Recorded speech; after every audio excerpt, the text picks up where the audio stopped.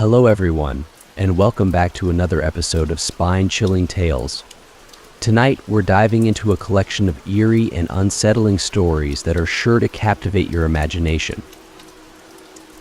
I know many of you enjoy these stories to relax or drift off to sleep. So before you do, I'd love for you to leave a comment and let me know where you're listening from around the world. Also, don't forget to like and subscribe if you're enjoying these episodes. Your support helps keep these haunting tales coming. Now sit back, relax, and let the shadows of these forgotten stories carry you into the unknown. Tonight's stories will make you question what truly lies beyond the surface of our everyday lives. Story 1. It was a quiet Saturday evening, and I found myself alone in the house. The day had slipped by, the sun now a memory beneath the horizon, leaving behind a deep, velvety blue that cloaked the neighborhood in calm. I had spent most of the day running errands, ticking off chores that had accumulated over the week, and now I was finally settled into the soft embrace of my couch, a book in hand, enjoying the peace that had descended upon the house. The quiet was almost eerie in its completeness. Apart from the occasional creak of the old wooden floorboards beneath the weight of time and the low, ever-present hum of the refrigerator, there was nothing to disturb the stillness. But peace, as it often does, has a way of being abruptly shattered, and tonight would be no different. I had just turned the page of my book when I heard a faint clicking sound, so subtle that at first, I wasn't even sure I had heard anything at all. My ears perked up, trying to catch the noise again, but the house returned to its restful silence. I dismissed the sound as perhaps the wind playing with the old hinges of the door, a trick of my imagination. But just as I was about to dive back into my reading, the sound came again, more persistent this time. It wasn't the wind. The noise grew more deliberate, the faint but rhythmic click unmistakably coming from the front door. Someone or something was trying to manipulate the lock. My heart began to pound in my chest, the sound of my own pulse now competing with the increasingly insistent clicks at the door. I set my book aside with trembling hands, straining to listen more closely, praying that it was just my imagination. But the clicks were real, too real, and they were growing louder, more desperate. A wave of fear washed over me as I sat frozen in place. Who could be at my door? It was late, and I wasn't expecting anyone. The idea that a friend might drop by unannounced was ridiculous. I had only recently moved to this neighborhood and had yet to establish any close relationships. I was alone, completely and utterly alone. I slowly rose from the couch, making as little noise as possible, every muscle in my body tensing with the effort. My mind raced through 1,000 scenarios, each one more terrifying than the last. Was it a burglar? A prankster? Or something far worse? The not knowing was what terrified me the most. The uncertainty hung in the air like a thick fog, clouding my judgment. I reached for my phone, my fingers trembling as I held it tightly. The thought of calling the police crossed my mind, but a part of me hesitated. What if it was just a misunderstanding? What if the noise stopped as suddenly as it had begun? But then I heard a slight jiggle of the door handle. My heart leaped into my throat. This wasn't a misunderstanding. This was real. With my phone still clutched in my hand, I crept toward the hallway, each step careful, quiet. The clicking noise was still there, rhythmic and methodical, a steady reminder of the danger lurking just outside. I could feel my breath catching in my throat, my pulse racing uncontrollably. Every second felt like an eternity. My mind whirled with possibilities. I could try to stay hidden, hope that whoever it was would give up and leave. Or I could call the police, explain the situation, and hope they would arrive before the lock gave way. But there was no guarantee they'd get here in time. My house was isolated at the end of a quiet street, and it could be minutes before help arrived. Minutes that I might not have. The clicking continued, and with it, my anxiety reached a fever pitch. I dialed the emergency number, my fingers barely able to press the buttons as they trembled. The voice on the other end was calm, soothing, but I struggled to match their composure. I gave them my address, my voice low, trying not to let the intruder hear. They assured me that officers were on the way and advised me to stay hidden. Easier said than done. I moved as silently as I could, checking the windows and doors, making sure everything was locked tight. The last thing I wanted was to give whoever was outside an easy way in. My house felt like a fortress, but it was a fragile one. The walls seemed thinner now, the locks weaker. Every corner of my home, once a sanctuary, now felt vulnerable. I retreated to a back room, closing the door behind me and flicking off the light. The darkness enveloped me, and I positioned myself near the window, where I could see the front of the house without being seen. I watched, my breath shallow, as the lock clicking continued unabated. Whoever was out there wasn't giving up. The minutes dragged on, each one heavier than the last. My phone remained silent, no update from the dispatcher, no sign of the police. I kept glancing at the door, waiting for it to burst open, for the intruder to come crashing in. My grip on the phone tightened, my knuckles white with tension. Just when I thought I couldn't take it any longer, I heard the distant wail of sirens. Relief surged through me, a welcome reprieve from the terror that had gripped my heart. The police were on their way. Help was coming. The clicking stopped. Silence fell over the house, and for a moment I wondered if it was all in my head. But then the flashing lights appeared, casting an eerie glow across the front yard.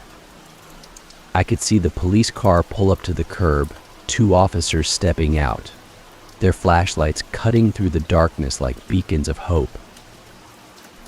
I watched as they approached the front door, their movements cautious, professional. The officers knocked, their voices calm but firm, calling out for anyone inside. For a moment, I hesitated, unsure if it was safe to reveal myself. But the sight of their uniforms and the sound of their voices was enough to convince me. Slowly, I opened the door.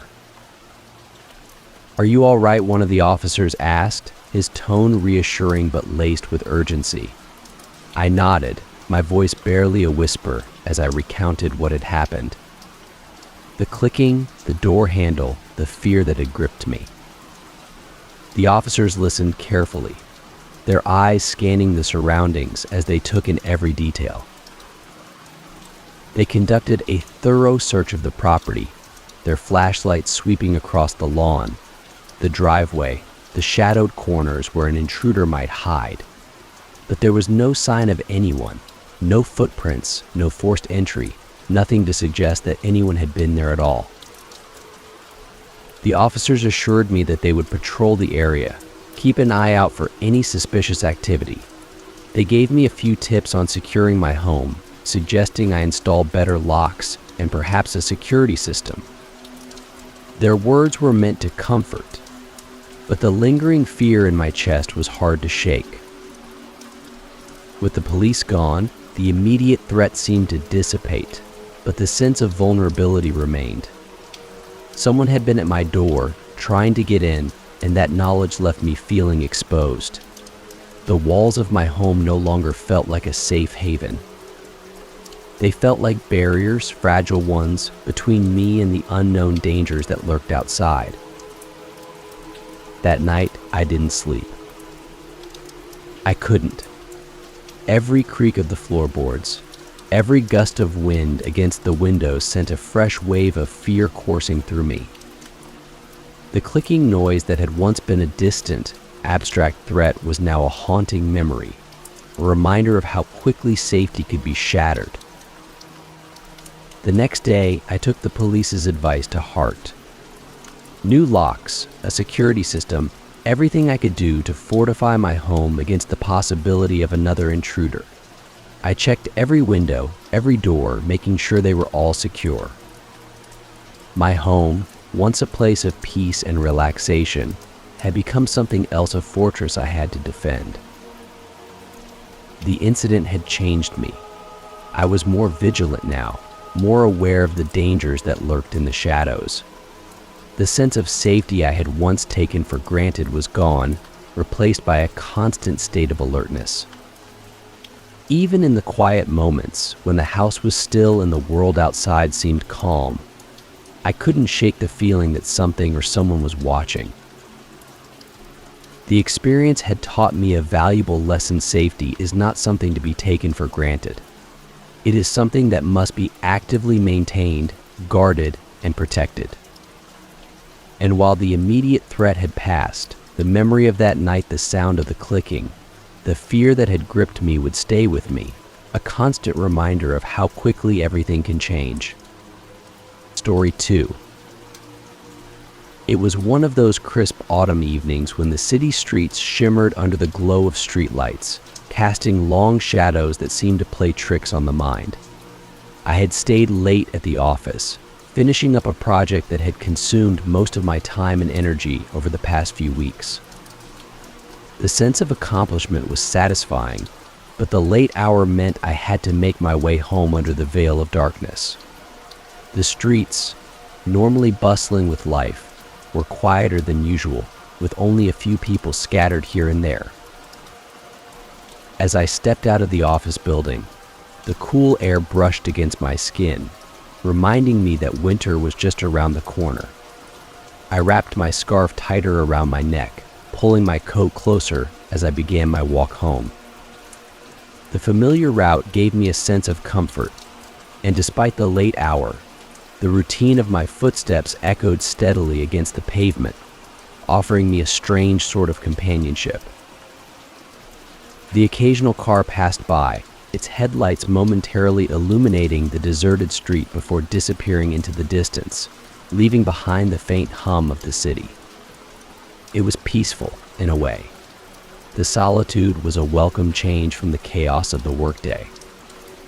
But as I crossed an intersection about halfway through my walk, something caught my attention. At first, it seemed insignificant, a shadowy figure moving in the periphery of my vision. I assumed it was just another late-night commuter heading home, like me. But as I continued, I noticed that the figure didn't follow the typical pattern of a passerby. Instead of diverging off at the next street, or slowing down as they approached their destination, they maintained the same distance behind me, mirroring my every move. I told myself it was nothing. Coincidence, surely. Perhaps they lived in the same direction, and we just happened to be walking the same path. But as I turned a corner, my unease grew. The figure altered their pace, maintaining the same distance as before, their movements almost calculated, deliberate. My heart began to race. I quickened my step, subtly at first, just enough to put a little more space between us. But to my dismay, the stranger mirrored my pace, quickening their steps to match mine. My pulse quickened, fear starting to creep into the edges of my consciousness. I glanced over my shoulder, hoping to catch a clearer glimpse of the person. The figure was dressed in dark clothing, their face obscured by shadows cast by the streetlights. Their features were indiscernible, but the persistence with which they followed sent a chill down my spine. I tried to shake off the feeling, convincing myself that it was just paranoia. The stranger was probably just someone heading home like me, and I was overreacting. But the rhythm of their footsteps, always in sync with mine, was impossible to ignore. By now, I was more than halfway home. The streets were still relatively empty, with only the occasional late-night diner or group of friends passing by, oblivious to my growing anxiety. I decided to take a detour, veering off my usual route in the hopes that the stranger would continue straight and I could lose them. But as I turned down a side street, I heard the unmistakable sound of footsteps following me, still there, still matching my pace. Panic began to rise in my chest. I could feel my breath quicken, my thoughts racing through every possible scenario. What did this person want? Were they dangerous? Why were they following me? The questions swirled in my mind, each one more unsettling than the last. I decided to make my way toward a busier part of town, hoping that the presence of more people would deter the stranger. I headed toward a well-lit park, where I knew there would be late-night joggers and dog walkers. The park was a maze of pathways, and I figured I could lose the stranger if I took enough twists and turns. The trees loomed overhead, their branches swaying gently in the breeze as I entered the park. But as I hurried along the winding paths, I couldn't shake the feeling that the stranger was still there, lurking just out of sight. The sound of footsteps had stopped, but the feeling of being watched remained. I glanced around, trying to catch sight of the figure, but all I could see were the silhouettes of trees and the occasional flicker of movement as a jogger passed by in the distance. I reached a more populated area of the park and slowed my pace, blending in with the small groups of people who were still out enjoying the cool autumn air. I glanced over my shoulder once more, hoping to see that the stranger had disappeared.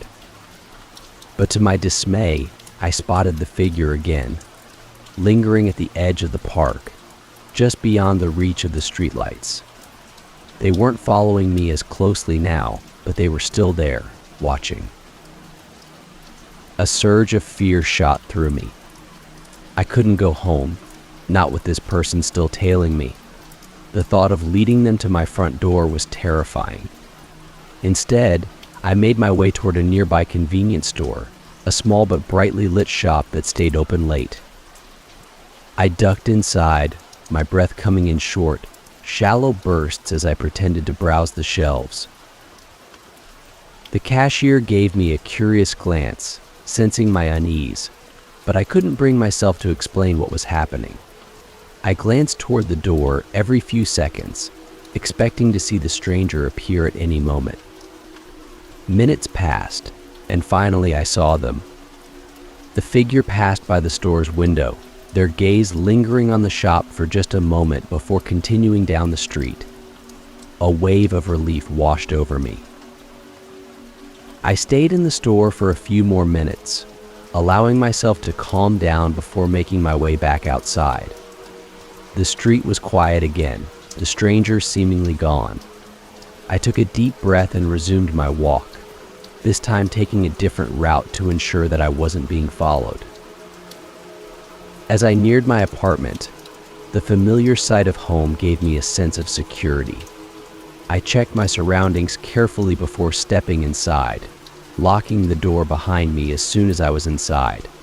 My heart was still racing, but the immediate threat seemed to have passed. But the feeling of unease lingered. Who had that person been? Why had they followed me so persistently, only to disappear without a trace? I couldn't shake the feeling that something more sinister was at play. The next day, I reported the incident to the local police. They took my report seriously, but explained that without more concrete evidence, there wasn't much they could do. It wasn't illegal for someone to walk the same route as me, and the stranger hadn't done anything overtly threatening. But their presence, the way they had followed me for blocks, was enough to leave me shaken. In the days that followed, I found myself changing my routine. I avoided walking home alone late at night, opting instead to take public transportation or call a friend to walk with me. I became more aware of my surroundings, constantly scanning the streets for any sign of the stranger. Though the person never reappeared, the memory of that night stayed with me, a constant reminder of how vulnerable I had felt. The sense of being watched, the fear of the unknown, had left a lasting impression on me. I learned to trust my instincts, to take precautions even when everything seemed normal. The experience taught me the importance of vigilance and self-awareness. While the stranger had never approached me or directly threatened me, the simple act of being followed was enough to make me rethink my sense of safety. The city, once a place of familiarity and comfort, now felt different, more unpredictable, more dangerous. Story 3. It was supposed to be a simple weekend getaway, a chance to unwind, escape the pressures of daily life, and enjoy a few days of peace. I had booked a cozy Airbnb in a quaint town, far from the hustle and bustle of the city. The listing had promised a charming, private retreat, complete with modern amenities and a welcoming host.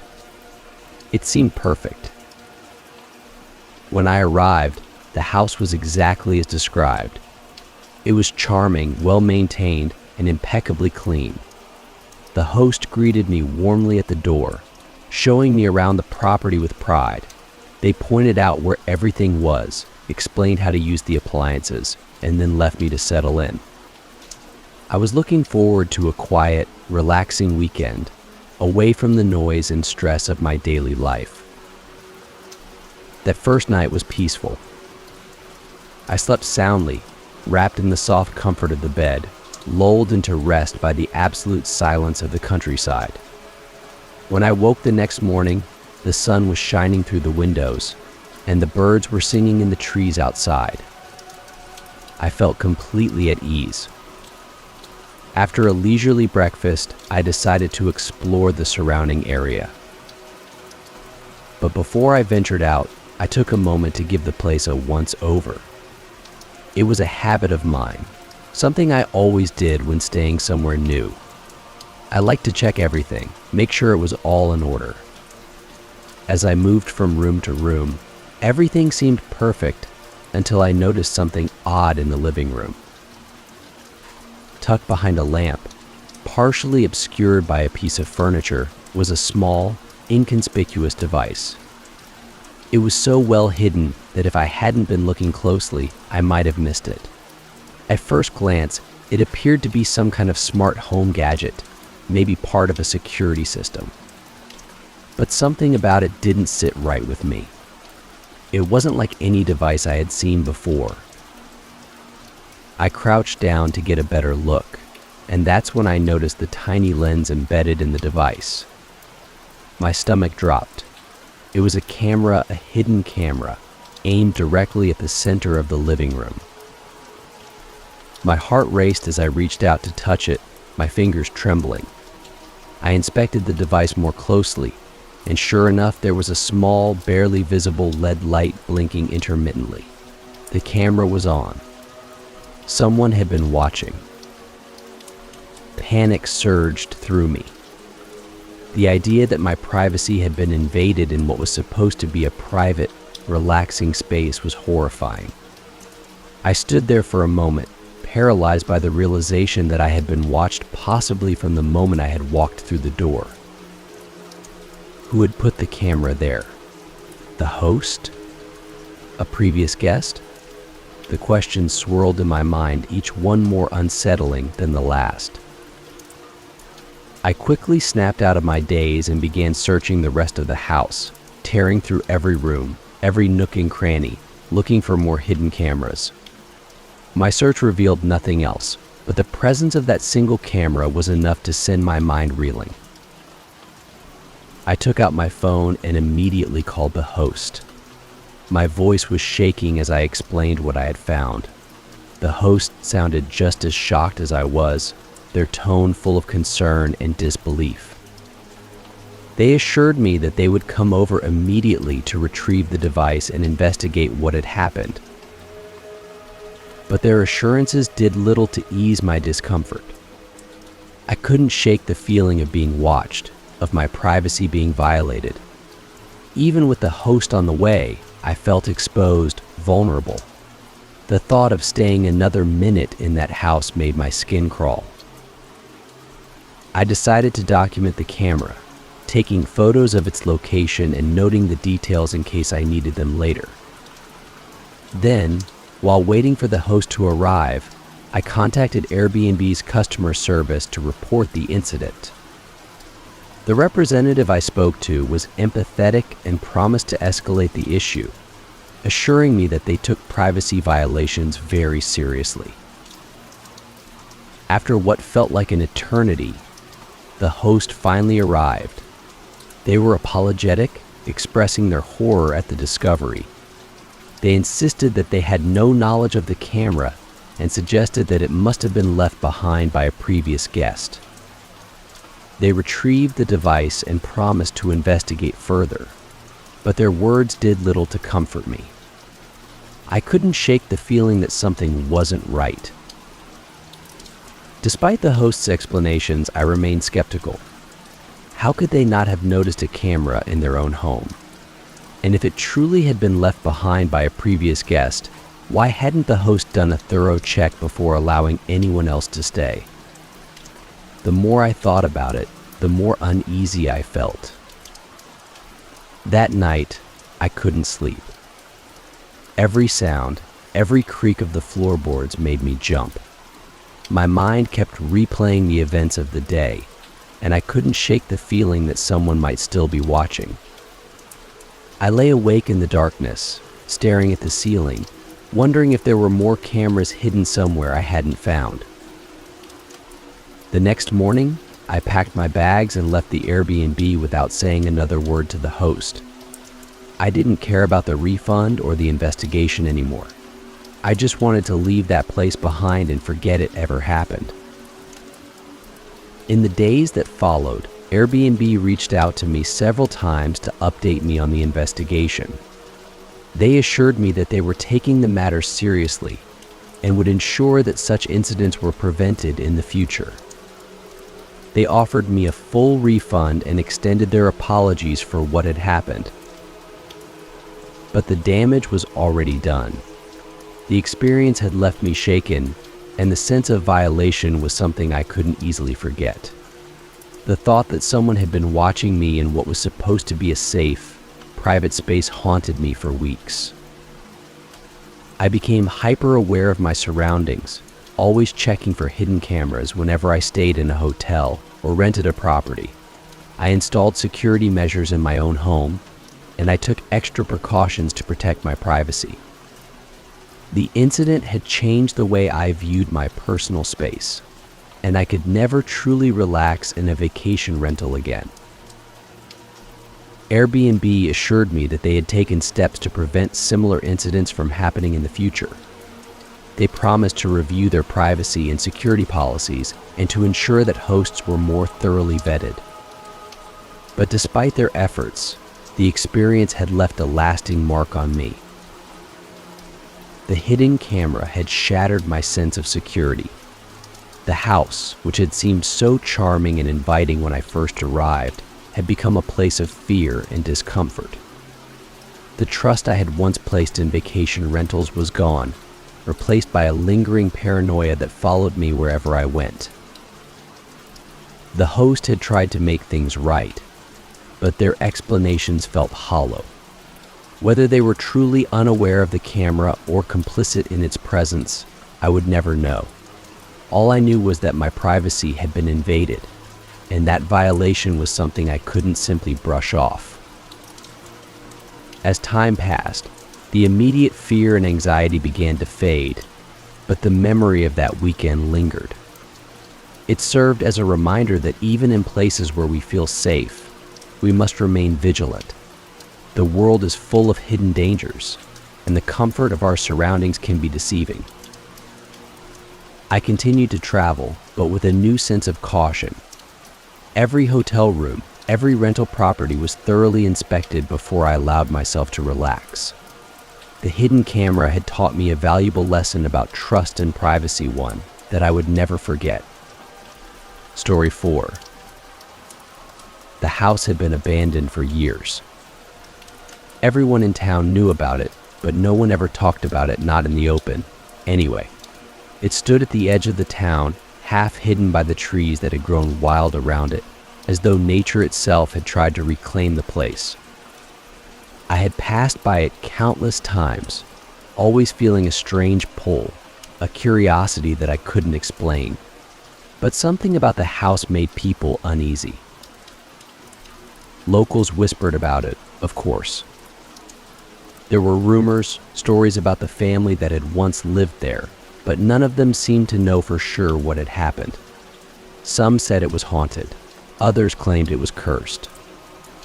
All I knew was that no one had lived there for decades, and yet there was something about it that felt alive.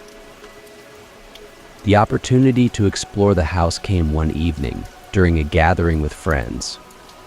We had spent the afternoon talking about urban legends and spooky stories, and inevitably, the conversation turned to the old house. "I dare you to go in," one of my friends had said, half joking, but the challenge was enough to set the plan in motion.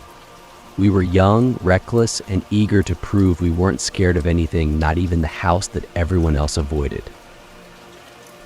That's how I found myself standing at the edge of the property that night, the sun long gone, leaving only the dim glow of a half moon to light the way. My friends hung back, laughing and calling out from the road, egging me on, but none of them were brave enough to join me. "Go on," they shouted. "See if the ghosts are real."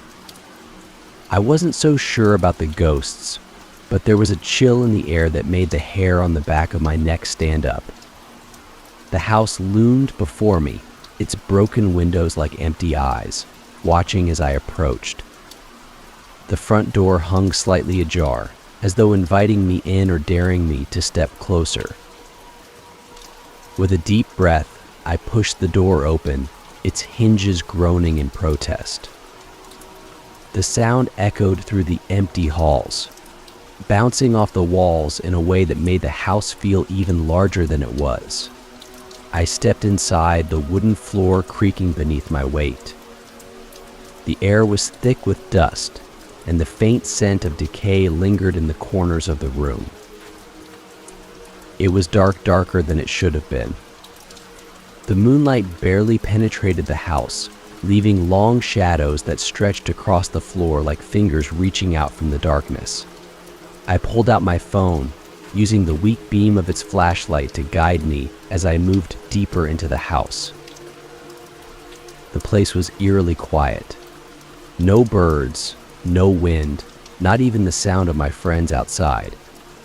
It was as though the house had swallowed the world around it, leaving me in a silence so thick it felt suffocating. I could hear my own breathing, the soft shuffle of my footsteps, but nothing else. The stillness was unsettling, like the calm before a storm. As I moved through the hallways, I couldn't shake the feeling that I was being watched. Every time I turned a corner, I expected to see someone or something standing there, waiting for me. But there was nothing. Just empty rooms, their peeling wallpaper and cracked windows, the only signs of life that had once been there. But then, I heard it. A whisper. It was faint, barely audible, but it was there. I stopped, holding my breath, straining to listen. The whisper came again, a soft, unintelligible murmur that seemed to drift through the walls. My heart pounded in my chest, and for a moment I thought it must be the wind. But the air was still, and the whisper sounded too, deliberate. I took a step forward, my phone's light flickering as I scanned the room. The whisper grew louder, more insistent, though I still couldn't make out the words. It seemed to be coming from everywhere at once, wrapping around me, pulling me deeper into the house. My mind raced. Was it just my imagination? The creak of old wood settling? But no, the whisper was real. It was there, just beneath the surface, beckoning me forward. I turned a corner and found myself in what must have once been a living room. The furniture was long gone, leaving only the barest remnants of a life once lived. An old fireplace stood against the far wall, its stone facade cracked and crumbling. And there, in the center of the room, was a staircase leading up to the second floor. The whisper seemed to come from the shadows at the top of the stairs. My pulse quickened as I approached, each step feeling heavier than the last. The air was colder here, and I could see my breath in the faint light of my phone. The whisper had grown louder, more distinct, but the words were still just out of reach, like a conversation I wasn't meant to hear. I hesitated at the bottom of the stairs, my mind screaming at me to turn back, to leave the house and never return. But something pulled me forward, curiosity, fear, or maybe something else. I took the first step, then another, the wood creaking underfoot as I made my way up. Halfway up the stairs, the whisper stopped. The silence that followed was deafening. I froze, my breath catching in my throat as I waited for anything to happen. But there was nothing. No sound, no movement, just the empty darkness stretching out before me. I should have turned back then. I should have left. But I didn't. I couldn't. I reached the top of the stairs and found myself in a long hallway, the doors to the rooms on either side hanging open like mouths waiting to swallow me whole. The whisper hadn't returned, but I could feel it. Something was here, watching, waiting. The air felt thick with it, and the walls seemed to pulse with an unseen energy. I moved slowly, carefully, the beam of my phone's light cutting through the darkness. The first few rooms were empty, just like the ones downstairs, nothing but dust and decay. But as I approached the last door at the end of the hall, something caught my eye. There, on the floor in front of the door, was a small, crumpled piece of paper. I bent down, picking it up with shaking hands. The paper was old, brittle, and covered in what looked like faded handwriting. The words were smudged, barely legible, but I could make out a few phrases trapped. Never leave. Watching. My heart pounded in my chest as I stared at the paper, my mind racing with the implications. Who had written this? And why? The questions buzzed in my head, but before I could process them, I heard it again, the whisper. This time it was louder, closer. I spun around, shining my light into the darkness behind me, but there was nothing. No one. Just the empty hallway and the sound of my own breathing.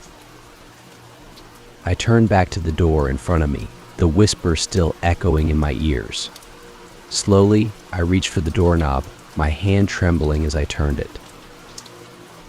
The door swung open with a groan, revealing a small, empty room. There was nothing unusual about it, no furniture, no signs of life. Just an empty space, silent and still.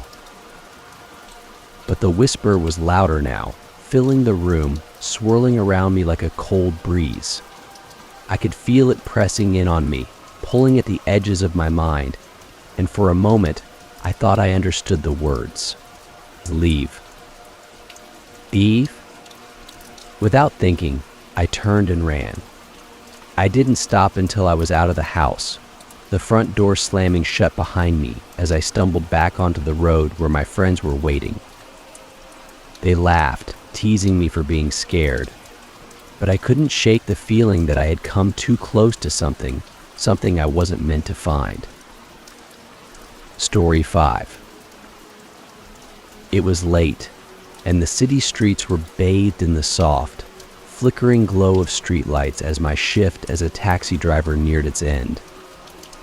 The night had been uneventful so far, with nothing more than the usual fares, tired office workers heading home, a few tourists lost in the city, and the occasional group of friends enjoying a night out. I was tired, my eyes heavy as I made my way down a quiet avenue, debating whether or not I should call it a night. But something told me to take just one more fare. As I drove down the nearly deserted street, I saw him a lone figure standing on the curb, hand raised, signaling for a ride. There was nothing particularly unusual about him. He looked like any other late-night fare dark coat, hood pulled up against the cold, hands stuffed into his pockets as he waited. I pulled over, and he quickly opened the back door, sliding into the seat without a word. "Where to?" I asked, glancing at him in the rearview mirror. His face was obscured by the shadows, the dim light of the street lamps barely illuminating his features. "Just drive," he said, his voice low and flat. A chill ran down my spine, but I shrugged it off. Maybe he was having a rough night, or maybe he just didn't feel like talking. It wasn't uncommon for people to be quiet during late-night rides. I put the car in gear and pulled away from the curb, heading down the road with no specific destination in mind. For the first few minutes, the silence in the car was thick, almost suffocating. The man didn't say a word, and I didn't push for conversation. I glanced in the rearview mirror again, trying to get a better look at him, but his face remained hidden beneath the hood of his coat. The only sound was the hum of the engine and the occasional clatter of tires over potholes. The streets were mostly empty now, with only a few cars passing by. The city, which was usually so alive, felt strangely still, like it was holding its breath. I glanced at the clock on the dashboard. It was just after midnight. Something about the hour, the silence, and the mysterious passenger in the back seat made the air feel heavy, like a storm was coming. I cleared my throat, trying to break the tension. "Is there somewhere specific you want to go?" I asked again, keeping my eyes on the road. The man shifted in his seat, his movements slow and deliberate. "Keep driving," he repeated, his voice even quieter this time. My grip tightened on the steering wheel. Something about this ride wasn't right. I'd been driving Texas long enough to know when something was off, and this guy was definitely giving me that feeling. But there was no real reason to worry, I told myself. Maybe he was just drunk, or maybe he didn't want to go home. People were weird at this hour. Still, I couldn't shake the sense of unease creeping up my spine. We drove in silence for what felt like hours, though in reality, it was probably no more than 20 minutes. The city passed by in a blur, and the streets seemed to get darker the further we went. I realized we were heading toward a part of town I didn't usually drive in an older, more rundown area with abandoned buildings and empty lots. "Are you sure you want to be here?" I asked, my voice betraying the nervousness I felt. "It's not the safest neighborhood." The man didn't respond. He just sat there, silent and still, his face hidden in the shadows. The tension in the car was palpable, and I could feel my heart beating faster. Something about this whole situation was wrong, but I didn't know what to do. Should I stop the car? Should I ask him to get out? The thought of confronting him made my stomach churn. Just as I was about to say something, the man finally spoke. "Turn here." His voice was barely above a whisper, but it was enough to make me jump. I quickly complied, turning down a narrow, poorly lit street. The buildings here were old and crumbling, their windows boarded up or shattered. There were no streetlights, and the darkness seemed to close in around us as we drove deeper into the neighborhood. "Stop," he said suddenly. I hit the brakes, the car coming to a slow stop in front of what looked like an abandoned warehouse. The building was massive, its brick facade crumbling and covered in graffiti. The windows were blacked out, and there were no signs of life anywhere around us. The air was thick with the smell of damp and decay. "Here?" I asked, my voice barely steady. You want to get out here." The man didn't answer. Instead, he reached into his coat, and for a brief, terrifying moment, I thought he was going to pull out a weapon. My heart pounded in my chest as I gripped the steering wheel, preparing for the worst. But instead of a gun or a knife, he pulled out a folded piece of paper. He leaned forward, slipping it through the gap between the front seats and into my hand. I glanced down at the paper, confused. It was old, yellowed around the edges, and the writing on it was faint, barely legible. "Take it," he said, his voice so soft I could barely hear him. I unfolded the paper, my hands shaking slightly as I read the words scrawled across it in uneven, hurried handwriting. It was a name, just a name and an address. Nothing more. "What is this?" I asked, looking up at him in the rearview mirror. But the back seat was empty. I blinked, my mind struggling to process what I was seeing. The man, my passenger, was gone. The door hadn't opened. There hadn't been a sound. He had simply vanished. Panic surged through me, and I twisted around in my seat, scanning the back of the car for any sign of him. But there was nothing. The seat was empty, as though he had never been there at all. I stared at the paper in my hand, my pulse racing. The name and address were still there, clear as day, but the passenger, the mysterious man who had handed it to me, had disappeared without a trace. I sat there for what felt like an eternity, my mind reeling. Had I imagined the whole thing? Was I hallucinating from exhaustion? I didn't know what to believe. All I knew was that the man was gone, and I was left with nothing but a name and an address that meant nothing to me. Eventually, I put the car back in gear and pulled away from the curb, my hands still trembling on the wheel. I drove in silence, my mind racing as I tried to make sense of what had just happened. The streets seemed even darker now, the shadows deeper, and the city more foreign than it had ever felt before. I didn't know what to do with the paper. Part of me wanted to crumple it up and throw it away, to forget the whole thing had ever happened. But another part of me, a part one, couldn't quite explain, felt compelled to hold on to it. I didn't know why, but I couldn't bring myself to get rid of it. When I finally got home, I unfolded the paper again, staring at the name and address written there. I didn't recognize the name, and the address was in a part of the city I had never been to before. But something about it nagged at me, pulling at the edges of my curiosity. The next day, I found myself driving to the address. It was an old house, tucked away on a quiet street in a neighborhood I had never even heard of. The windows were dark, and the yard was overgrown with weeds.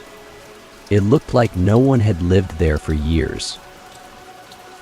But something drew me in. I knocked on the door, half expecting no one to answer. But after a few moments, the door creaked open, revealing an old woman standing in the shadows. Her eyes were sharp, and she seemed to be expecting me. "I've been waiting for you," she said, her voice soft but steady. My heart skipped a beat, and I felt a chill run down my spine. I didn't know what to say, so I simply handed her the paper, the same paper the mysterious passenger had given me the night before. She took it without a word, unfolding it and nodding slowly as she read the name written there. "Thank you," she said, her voice barely above a whisper. Before I could ask her anything, she closed the door, leaving me standing on the porch, confused and shaken. I never saw the mysterious passenger again, but to this day, I still wonder who he was and why he chose me. Story 6. It was a quiet evening at the warehouse, the kind of evening where everything felt routine. I had worked the late shift for months now, and nothing ever really happened during these hours. The buzz of fluorescent lights hummed in the background as I and a few coworkers moved boxes from one side of the vast storage room to the other. It was monotonous work, but the pay was good, and I didn't mind the quiet. That is, until something unexpected happened. I was pushing a hand truck loaded with boxes when I noticed an unmarked box sitting near the back of the warehouse. It wasn't unusual to find boxes here and there, but something about this one felt different. It was large, about the size of a small refrigerator, and unlike the other packages, it had no shipping labels, no addresses, no markings of any kind. It was just there. I stopped in my tracks, staring at the box for a moment. My instincts told me something was off. We were a big warehouse, and every package had a destination, a code, something to track it. But this one was blank, sitting alone, as if it had been forgotten or placed there deliberately. Hey, you see that I called out to one of my coworkers, Jake, who was working nearby. Jake glanced over, shrugging. Probably just something that got missed. You know how these things go. We'll deal with it later. I nodded, but the unease gnawed at me. Later? What if it wasn't just a mistake? I couldn't shake the feeling that the box wasn't supposed to be there. I decided to check it out on my own, curiosity getting the better of me. I wheeled the hand truck over and stopped in front of the box. Up close, it looked even stranger. The cardboard was old, worn around the edges, but it had no damage or signs of wear that you'd expect from something that had been shipped. It was as if the box had just appeared out of nowhere, untouched by time or handling. There was no tape sealing it, no markings on the top, nothing. My heart started to beat a little faster. I knew I shouldn't open it.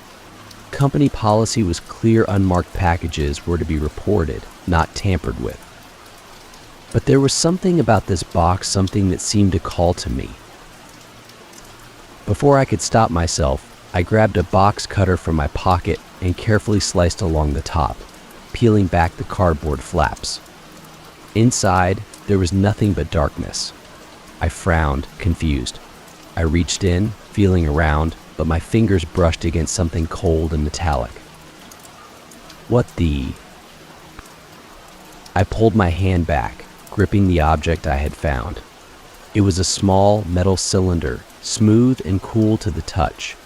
I lifted it out of the box and held it up to the light. It was about the size of a thermos, with strange symbols etched into its surface, symbols I didn't recognize. I turned the cylinder over in my hands, examining it from every angle. There was something unsettling about it.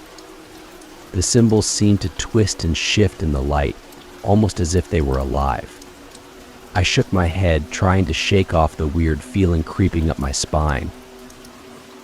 Jake, I called out again. Come check this out. Jake sauntered over, his expression bored. What now? I held up the cylinder. Found this in the box. Ever seen anything like it? Jake squinted at the object, his brow furrowing. Nope. Looks weird though. Maybe some kind of art piece. Art, I said, shaking my head. I don't think so. It feels wrong. Jake shrugged again. Whatever it is, we should probably report it. Don't want to get in trouble for messing with something that doesn't belong to us. He was right. I should have left it alone. But something about the cylinder fascinated me. I couldn't stop staring at it, at the strange symbols that seemed to pulse under the light. I felt like it was watching me, waiting for me to do something. I turned it over in my hands one more time, and that's when I noticed a small button, almost invisible, embedded in the side of the cylinder. Without thinking, I pressed it. There was a soft click, followed by a low hum. The cylinder vibrated in my hand, the symbols glowing faintly as the hum grew louder. My heart raced as I watched, frozen in place, unsure of what was happening. "What did you do?" Jake's voice was sharp now, the boredom gone from his face, replaced with concern. "I don't know," I whispered, my voice trembling. "I just pressed the button." The hum grew louder, filling the warehouse, and the cylinder grew warmer in my hands. I tried to let go of it, but my fingers wouldn't move.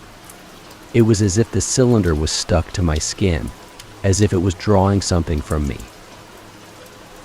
"Get it off," Jake shouted, grabbing my arm and trying to pull the cylinder away, but it wouldn't budge. The hum had turned into a roar now, the light from the symbols growing brighter and brighter until the entire warehouse was bathed in an eerie, pulsating glow. Suddenly, there was a flash of light, blinding and intense. I squeezed my eyes shut, my heart pounding in my chest. When the light faded, I opened my eyes and gasped. We weren't in the warehouse anymore. Jake and I stood in a vast, empty space, surrounded by nothing but darkness. The ground beneath our feet was solid, but there was no sign of the warehouse, no sign of anything familiar. Just an endless void stretching out in every direction. "What the hell is this?" Jake whispered, his voice trembling with fear. I didn't have an answer. The cylinder was still in my hand, but the symbols had stopped glowing, and the hum had disappeared. It was cold again, lifeless. I looked around, trying to make sense of where we were. But there was nothing, just darkness. "Is this some kind of joke?" Jake asked, his voice growing louder, more desperate. "Did you get us into some kind of prank?" I shook my head, my mouth dry. "I didn't do this. I don't know what happened." We stood there for what felt like hours, the silence pressing in on us. There was no sound, no movement, nothing but the steady thump of my own heartbeat in my ears. Then, out of the darkness, came a voice. "Welcome." The voice was deep, resonant, and it seemed to come from everywhere at once. Jake and I spun around, searching for the source, but there was no one there. Just the voice, echoing through the void. "Who's there?" Jake shouted, his voice cracking with fear. The voice didn't answer.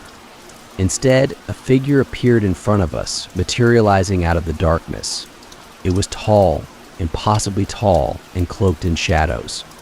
Its face was hidden, but I could feel its gaze on us, cold and unfeeling. "You have opened the box," the figure said, its voice calm, almost amused. "And now, you are here." "Where is here?" I demanded, my voice shaking. The figure didn't answer. It simply stood there, watching us, its presence oppressive and terrifying. I clutched the cylinder tighter, my mind racing. I didn't know where we were or how we had gotten here, but I knew one thing for sure: we needed to get out. "What do you want from us?" I asked, my voice barely above a whisper. The figure tilted its head, as if considering my question. Then it spoke again. "You have opened the door," it said. "Now, you must face the consequences." Before I could ask what it meant, the ground beneath us began to shift. The solid surface we had been standing on cracked and crumbled, and I felt myself falling, plummeting into the darkness below. I screamed, my hand still gripping the cylinder as I tumbled through the void. Jake's voice echoed beside me, but I couldn't see him. Everything was spinning, disorienting, and the darkness closed in around me. And then, Nothing. Story 7. It It started with small things unnoticed, seemingly insignificant. A shift in the air, a flicker of movement at the corner of my vision. At first, I thought it was nothing more than exhaustion. I had been working long hours, burning the candle at both ends, and my mind was playing tricks on me. At least, that's what I told myself. It wasn't until the night I saw him that I realized something was terribly wrong. I had just moved into a new apartment, a small but comfortable place on the third floor of an old building. The rent was cheap, and the location was perfect, so I didn't mind that the place had a bit of wear and tear. It had character, the landlord had said, and I had nodded, eager to settle in. The apartment had a large bathroom mirror, old and slightly tarnished, but it added a certain charm to the place. I spent my first few nights there unpacking, arranging furniture, and getting used to the new surroundings. Everything seemed normal until it wasn't. It was late, well past midnight, when I first saw him. I had been getting ready for bed, brushing my teeth in front of the mirror, when something caught my eye. At first, I thought it was just a reflection, a trick of the light, perhaps, but then I saw it clearly. A man was standing behind me in the mirror. I spun around, heart pounding, but the bathroom was empty. There was no one there, just me and the faint hum of the building's old pipes. My breath came in shallow gasps as I stared at the spot where the man had been. Nothing.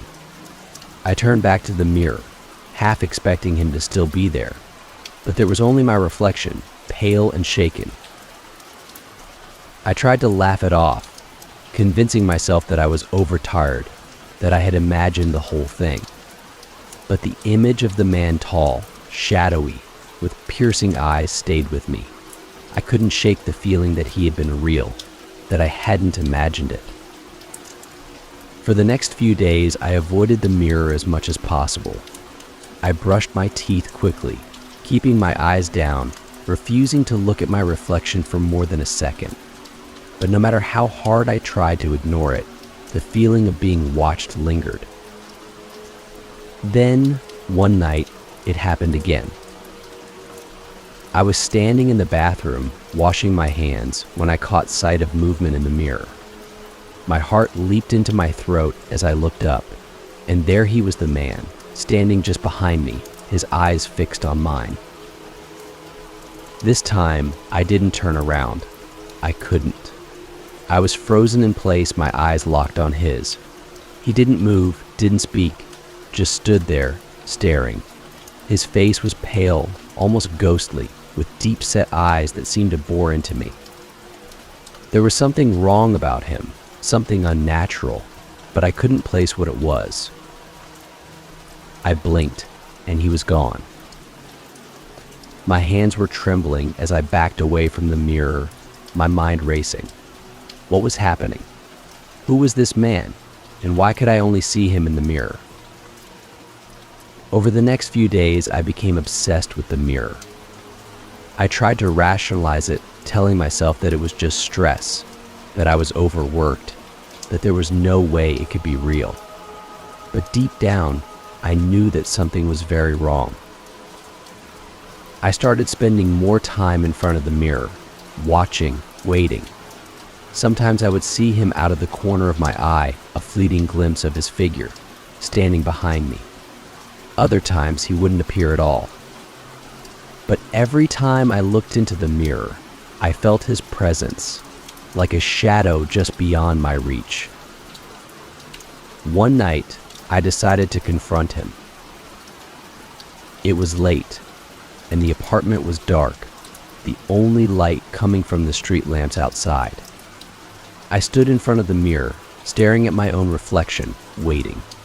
My heart pounded in my chest, my palms sweaty as I braced myself for what I might see.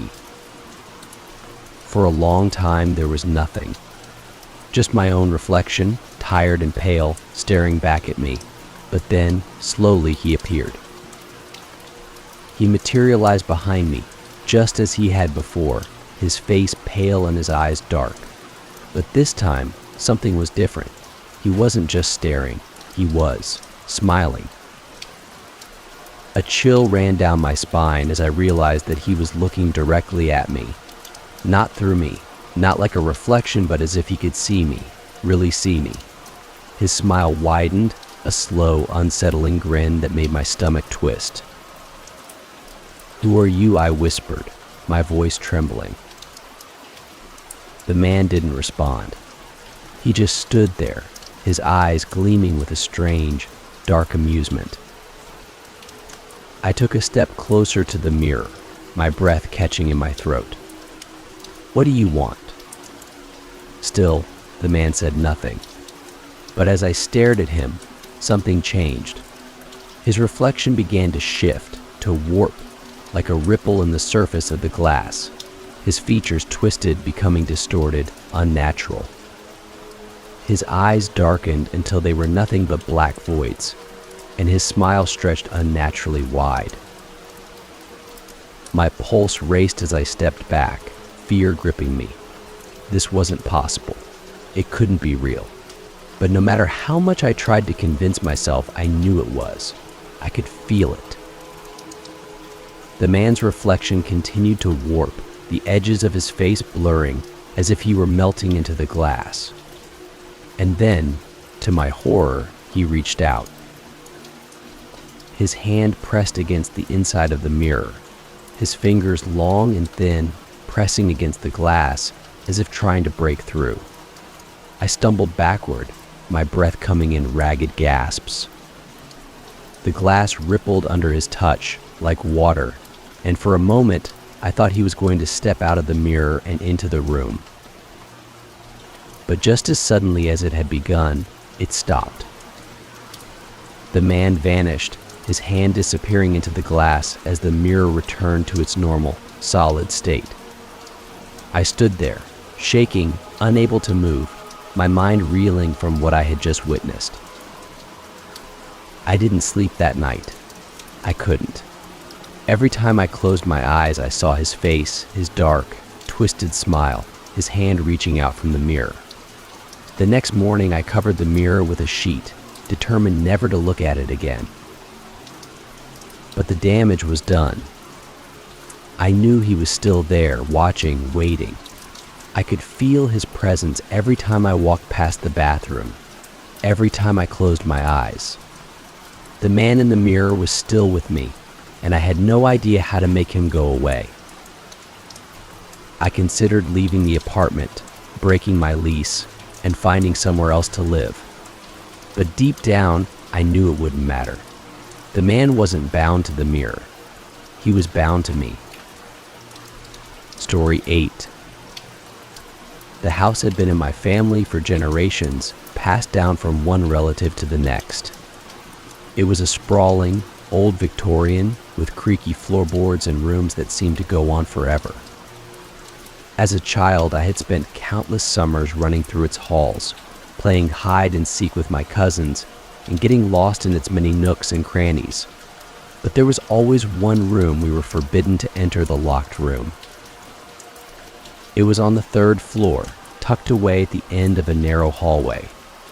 The door was heavy and old, with a brass doorknob that had long since lost its shine. No matter how much we begged or pleaded, our parents would never tell us what was behind that door. All they ever said was, "That room is off limits." As a child, the locked room had been a source of endless fascination. My cousins and I would make up stories about what was inside treasure, secret passages, or even ghosts. But as I grew older, my curiosity faded, and the room became nothing more than a distant memory. It wasn't until I inherited the house from my grandmother that the locked room came back into my life. I moved into the house a few months after her passing. It was in surprisingly good shape, considering its age, though it needed some repairs. I spent the first few weeks cleaning, organizing, and getting settled. Everything felt familiar, like stepping back into my childhood. Except for the locked room. It was still there, just as I remembered it, silent and untouched, its door firmly shut. The key to the room had never been found, and as far as I knew, no one had entered it in decades. I had almost forgotten about it until one evening when I was exploring the house, rediscovering the spaces that had once been so familiar to me. I stood in front of the door, my hand resting on the brass knob. A wave of nostalgia washed over me, but there was something else too, an odd sense of unease. The house had always felt welcoming, but the locked room, it felt different. I didn't know what had possessed me, but that night, I decided to open it. I tried the knob, but as expected, it didn't budge. The lock was old, likely rusted in place after years of neglect. I searched through the house, hoping to find something that might help me unlock it, but there was no sign of a key. Frustrated, I considered giving up. Maybe it was better to leave the room alone, just as my parents had always insisted, but my curiosity got the better of me. I grabbed a few tools from the basement and returned to the door, determined to open it one way or another. It took a bit of work, but after some fiddling with the lock and a few well-placed taps, the door finally gave way with a loud creak. The sound echoed through the empty house, and I felt a strange chill run down my spine. I stood there for a moment, staring at the now open door. A thick layer of dust coated the floor inside, undisturbed for years. The air smelled musty, stale, like it hadn't been touched by fresh air in decades. I hesitated, my heart pounding in my chest, but then I stepped inside. The room was small, much smaller than I had imagined. There was a single window on the far wall, covered by heavy curtains that blocked out most of the light. A few pieces of old furniture, an armchair, a small desk, and a wooden chest were scattered throughout the room, all covered in dust. But it wasn't the furniture that caught my attention. It was the mirror. It stood in the corner, tall and imposing, its frame ornate and gilded, though tarnished with age. The glass was covered in a layer of grime, but even through the dirt, I could see my reflection. Or at least I thought it was my reflection. There was something off about it. Something wrong.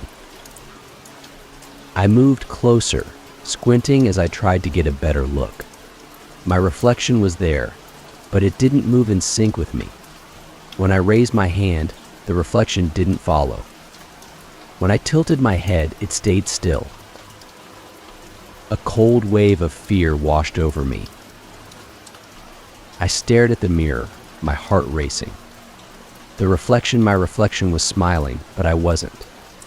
Its eyes seemed darker, more sunken, and the smile on its face was twisted, unnatural. I took a step back, but the reflection didn't move. It just stood there, staring at me with that same eerie smile. I should have left the room right then and there, but I couldn't move. I was frozen in place, my eyes locked on the mirror. And then the reflection moved. It took a step forward toward the glass, toward me. My breath caught in my throat as I watched, terrified, as it reached out, its hand pressing against the surface of the mirror. The glass rippled under its touch, like water, and for a moment, I thought it was going to break through. I stumbled backward, my hands shaking as I turned and bolted from the room. I slammed the door behind me, my heart pounding so hard I thought it might burst out of my chest. I stood there, gasping for breath, unable to comprehend what I had just seen. The house was silent, but the air felt different now, heavier, darker. I wanted to believe that it had been my imagination, that I had simply been spooked by the years of stories about the locked room, but deep down, I knew the truth.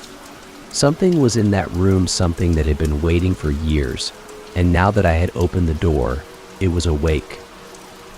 For the next few days, I avoided the third floor. I didn't go near the locked room, didn't even think about it if I could help it. But no matter how hard I tried, I couldn't shake the feeling that I was being watched. Every time I passed by the stairwell, I felt eyes on me, cold and unblinking.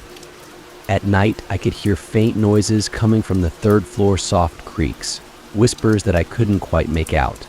The house, once so familiar and comforting, now felt like a prison. One night, the whispers grew louder. I lay in bed, staring at the ceiling, unable to sleep. The air was thick with tension, and the noises from the third floor had become constant scratching, like fingernails on wood, and low murmurs that made my skin crawl. Finally, I couldn't take it anymore. I got out of bed, my heart racing as I grabbed a flashlight and made my way to the third floor. The house was dark, but the whispers seemed to guide me, pulling me toward the locked room.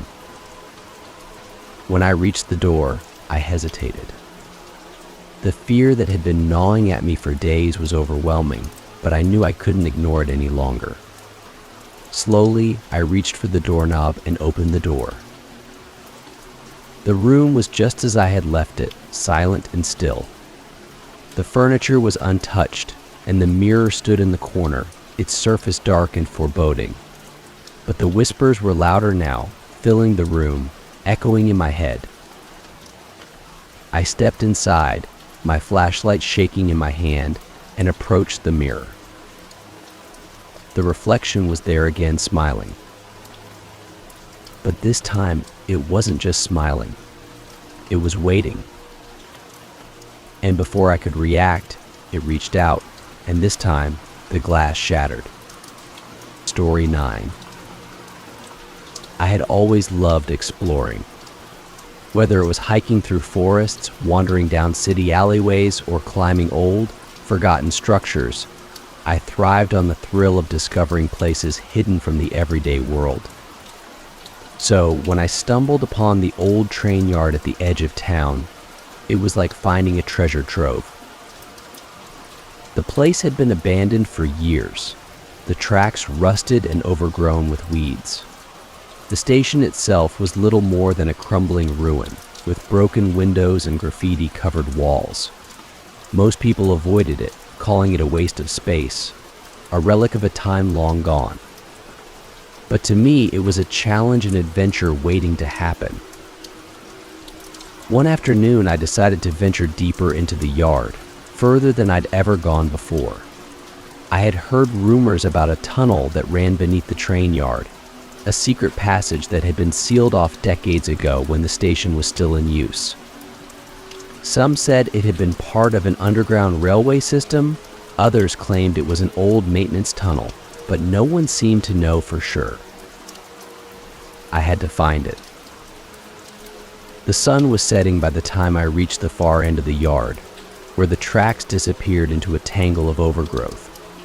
I pushed my way through the weeds, my heart pounding with excitement as I spotted what looked like a concrete entrance, partially hidden by the tall grass. It was a tunnel. The entrance was wide, the concrete walls cracked and worn with age. Rusted metal gates stood open, hanging crookedly from their hinges. There were no signs, no warnings, just an open invitation to step inside. I pulled out my flashlight, the beam cutting through the dim light as I stepped into the tunnel. The air was cool and damp, and the faint smell of mildew clung to the walls. My footsteps echoed in the silence, the sound bouncing off the tunnel's stone walls as I ventured deeper. The further I went, the darker it became.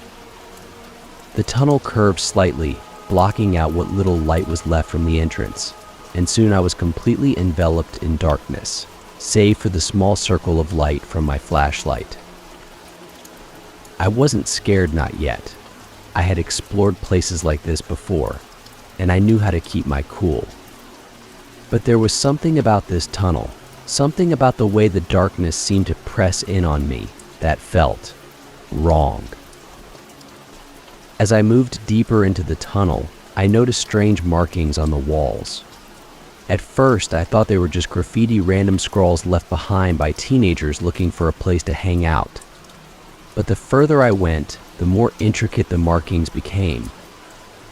They were symbols carved into the stone with precision, and they looked ancient, far older than the train yard or the tunnel itself. I paused, running my hand over one of the symbols. It was smooth, worn down by time, but the lines were still sharp, almost as if they had been recently made. A chill ran down my spine, and I pulled my hand back, the sense of unease growing stronger. I should have turned back then. I should have left the tunnel and never looked back. But my curiosity got the better of me, as it always did. I pressed on deeper into the tunnel, the air growing colder with each step. After what felt like hours, I reached a dead end. The tunnel simply stopped, the stone wall in front of me solid and impenetrable. I frowned, confused. The tunnel hadn't seemed that long from the outside, and I was sure there should have been more to it. I shone my flashlight around, searching for anything I might have missed. And then I saw an opening, barely noticeable, in the corner of the wall. It was small, just big enough for me to squeeze through, and it was partially covered by debris and rubble. I hesitated for a moment, but the thought of turning back now, without discovering what lay beyond, was too much to bear. I crouched down, carefully moving the rubble aside as I squeezed through the opening. On the other side, the tunnel continued, but this part was different. The walls were smoother, cleaner, and the air felt heavy, like there was something in it that didn't belong. I stood up, shining my flashlight down the tunnel. It was long and straight, disappearing into the darkness ahead. My footsteps echoed strangely, the sound distorted as if the tunnel was swallowing it up. I couldn't shake the feeling that I wasn't alone, that something, or someone, was watching me. The symbols on the walls became more frequent, more intricate, and I found myself tracing them with my eyes as I walked. They seemed to pulse in the darkness, glowing faintly under the beam of my flashlight, though I couldn't be sure if it was just my imagination. Then I heard it. A whisper. It was soft at first, barely audible, but it was there. A low, murmuring sound that seemed to come from all around me, echoing off the walls. I stopped, holding my breath as I listened, but the whispering continued, growing louder, more distinct. Turn back. Oh. The words were faint, almost lost in the darkness, but I heard them. My heart raced as I swept the flashlight around, searching for the source of the voice. But there was no one there. The tunnel was empty. I swallowed hard, trying to calm the rising fear that gripped me. I had been in plenty of creepy places before: old houses, abandoned factories, forgotten buildings, but this was different. This was something else. I took a step forward, my hands shaking as I gripped the flashlight tighter. The whispering grew louder, more urgent, as if the tunnel itself was trying to warn me. Turn back. Test it. I should have listened. But I didn't. I pressed on, my footsteps quickening as I tried to ignore the voice. The tunnel stretched on, seemingly endless, and I began to wonder if I had somehow gotten lost. The air grew colder with each step, and the darkness felt thicker, more oppressive. Then I saw something up ahead, just at the edge of my flashlight's beam. A figure. I froze, my breath catching in my throat. The figure stood motionless in the darkness, its form barely visible in the dim light. For a moment, I thought it was just a shadow, a trick of the light. But then it moved. The figure stepped toward me, slow and deliberate, and I felt a surge of terror wash over me. I stumbled back, my flashlight shaking in my hand as I tried to get a better look. But the figure remained shrouded in darkness, its face hidden, its movements slow and deliberate. I turned and ran. I didn't look back.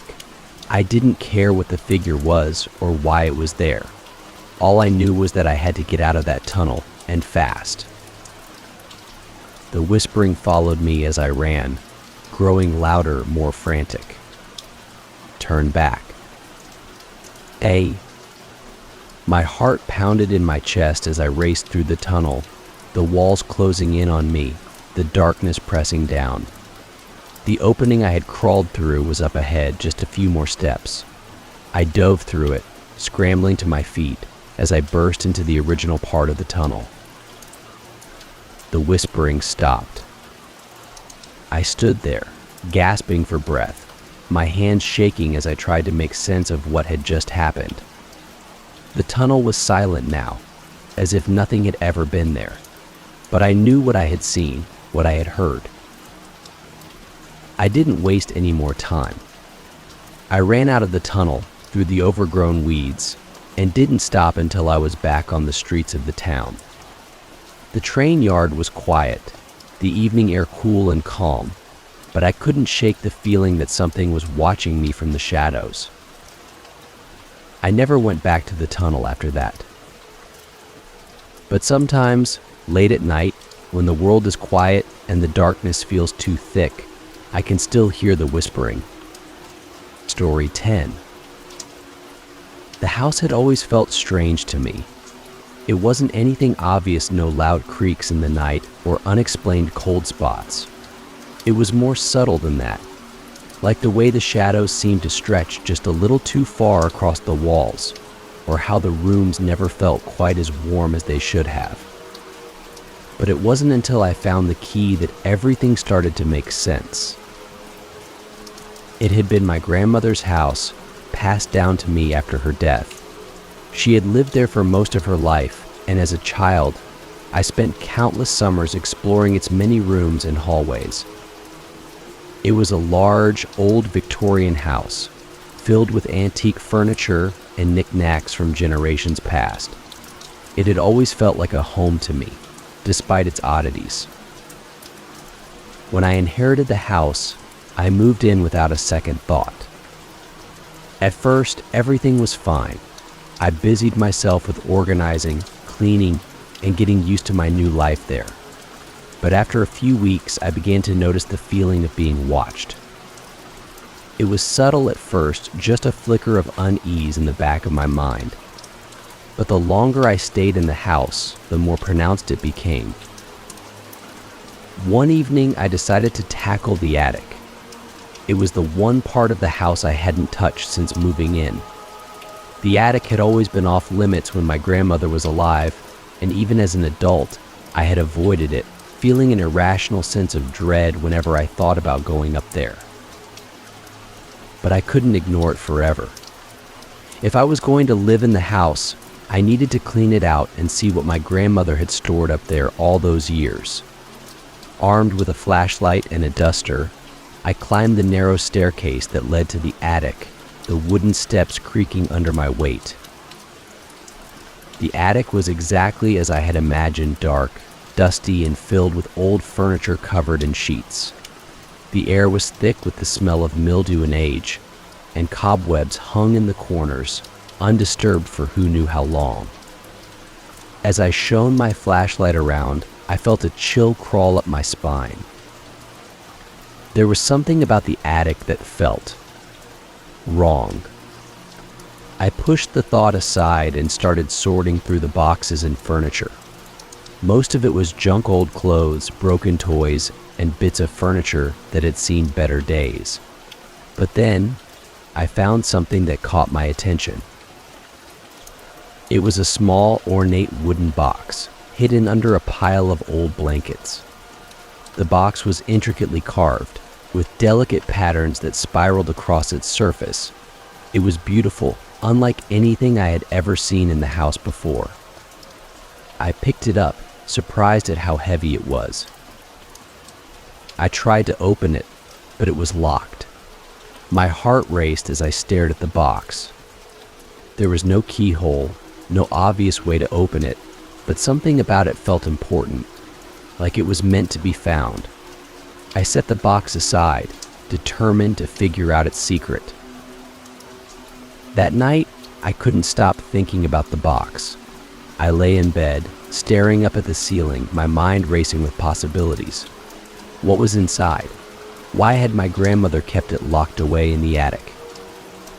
The more I thought about it, the more I felt a growing sense of unease, as if the box was watching me.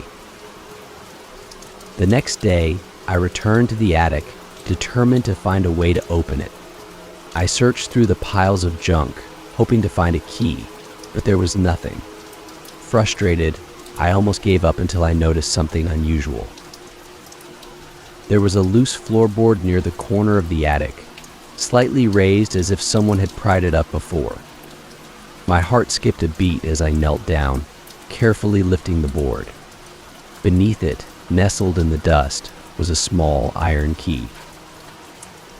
The key was old, rusted, but it looked like it might fit the lock on the box. I held it in my hand, my fingers trembling as I carried it over to the wooden box. My breath caught in my throat as I inserted the key into a hidden seam along the edge. It fit perfectly. I hesitated for a moment, my heart racing as I wondered what I was about to uncover. Then, with a deep breath, I turned the key.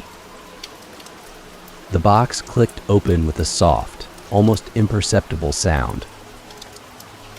Inside, there was only one item, a small, leather-bound journal. The pages were yellowed with age, and the cover was worn and cracked. I picked it up carefully, my hands trembling as I opened it to the first page. The handwriting was my grandmother's. My pulse quickened as I began to read. The journal was filled with entries, each one more unsettling than the last. At first, there were simple notes about the house, its history, and the repairs she had made over the years. But as I read further, the tone of the entries changed. She wrote about strange occurrences, shadows that moved on their own, voices in the walls, and the feeling of being watched. She described how the house seemed to change, shifting in subtle ways that she couldn't explain. Doors that had been closed would suddenly be open, and rooms that had once felt safe now felt suffocating. But it was the last few entries that chilled me to the bone. In her final days, my grandmother had become obsessed with the attic. She wrote about hearing whispers coming from above, voices calling her name in the dead of night. She described how the feeling of being watched had intensified until she could no longer sleep. She wrote about a presence, something she couldn't see, but could feel waiting for her in the attic. And then, in the very last entry, she mentioned the box. She had locked it away, hidden it in the attic, hoping to keep whatever was inside from escaping. But she feared it was too late. The presence was growing stronger, and she didn't know how much longer she could resist its call. I closed the journal, my hands shaking. My mind raced as I tried to process what I had just read. The box, the key, the journal, it all seemed impossible, but I couldn't deny what I had seen. I looked around the attic, the shadows stretching across the walls, darker than they had been before. The air felt heavy, suffocating, and I could feel the presence my grandmother had written about, watching me from the corners of the room. I knew I had to leave. I had to get out of the house, away from the attic, away from whatever had been locked inside that box. But as I turned to go, I heard it. A whisper. It was soft, barely audible, but it sent a chill down my spine. I froze, my heart pounding in my chest as I listened. The whisper grew louder, more insistent. and I realized it was coming from the box. I glanced down, my breath catching in my throat as I saw the lid of the box begin to shift, as if something inside was trying to push its way out. The key was still in the lock, and I knew, without a doubt, that I had made a terrible mistake by opening it. I grabbed the box, slamming the lid shut, my hands shaking as I locked it once more. But the whispering didn't stop. It filled the room now, echoing off the walls, growing louder and louder until I thought I might scream. I ran. I left the attic, the house, and never looked back. To this day, I don't know what was inside that box or what my grandmother had been trying to keep at bay. But sometimes in the dead of night, I can still hear the whispering, faint and distant, as if it's calling out to me. And I wonder if, one day, it will find me again. Story 11. Cole. It all started when I noticed the chair. The old rocking chair that had been sitting in the corner of my living room for years. It had belonged to my great aunt, a hand-me-down piece of furniture that I had never thought much of. It was plain, with a faded cushion and a few scuffs on the wooden arms. It never rocked anymore, it just sat there, collecting dust. At least that's what I thought. It was a rainy Sunday afternoon when I first noticed it. I had been sitting on the couch, reading a book, the sound of the rain tapping against the window providing a soothing backdrop. Out of the corner of my eye, I saw the chair move. Just a slight rock, back and forth, as though someone had nudged it. I turned to look at it, my brow furrowing in confusion. There was no one else in the room, no breeze to push the chair. I shrugged it off, assuming it was my imagination. The house was old, and things creaked and shifted all the time. I went back to my book, but the image of the chair moving stuck in the back of my mind. Over the next few days, I couldn't help but watch the chair. Every time I walked through the living room, I found myself glancing over at it, half expecting it to move again. For the most part, it stayed still, as it should. But occasionally, when I wasn't looking directly at it, I could have sworn I saw it rock just a little. One night, after a long day at work, I was sitting on the couch, flipping through channels on the TV. The house was quiet, the kind of stillness that made every creak seem louder than usual. I wasn't paying much attention to anything in particular until I heard the unmistakable sound of wood scraping against wood. I froze, my eyes darting to the chair. It was rocking. Not just a gentle sway, like before, but a steady, deliberate rocking back and forth, as though someone was sitting in it. My heart raced as I stared at the chair, my mind struggling to make sense of what I was seeing. There was no one in the room, no wind, no draft. Nothing that could explain why the chair was moving. I stood up slowly, my breath catching in my throat as I took a step toward the chair. The rocking stopped abruptly, and the room fell silent. The air felt heavy, thick with something I couldn't quite describe, like I was being watched. I backed away, my pulse quickening. I couldn't shake the feeling that there was something in the room with me, something I couldn't see. The chair sat there, motionless now, but the image of it rocking back and forth burned in my mind. Over the next few days, the chair became the focus of my unease. I tried to ignore it, to go about my daily routine as if nothing had happened, but I couldn't stop thinking about it. Every time I walked through the living room, I glanced at it, half expecting it to start moving again. Sometimes I thought I saw it rock just a little, but when I looked directly at it, the chair was still. One night, as I lay in bed, I heard it again. the sound of wood scraping against wood. I sat up, my heart pounding in my chest as I listened. The sound was faint, distant, but unmistakable. The chair was moving again. I got out of bed, my legs shaking as I made my way down the hall toward the living room. When I reached the doorway, I stopped, holding my breath as I peered into the room. The chair was rocking. This time, it didn't stop when I entered the room. It kept moving back and forth, slow and steady, as though someone was sitting in it, enjoying a peaceful evening. My skin prickled with fear as I stood there, unable to look away. Then, out of the corner of my eye, I saw something, a shadow, faint but distinct, sitting in the chair. I blinked, my breath catching in my throat. The shadow was still there, sitting in the chair, rocking back and forth. I couldn't make out any features, just a vague human-like shape, dark and formless, but undeniably there. I backed away slowly, my heart racing as I watched the shadow rock in the chair. It didn't move toward me, didn't acknowledge me in any way, it just rocked, as if it belonged there, as if it had always been there. I turned and ran back to my bedroom, slamming the door shut behind me. I didn't sleep that night. I couldn't.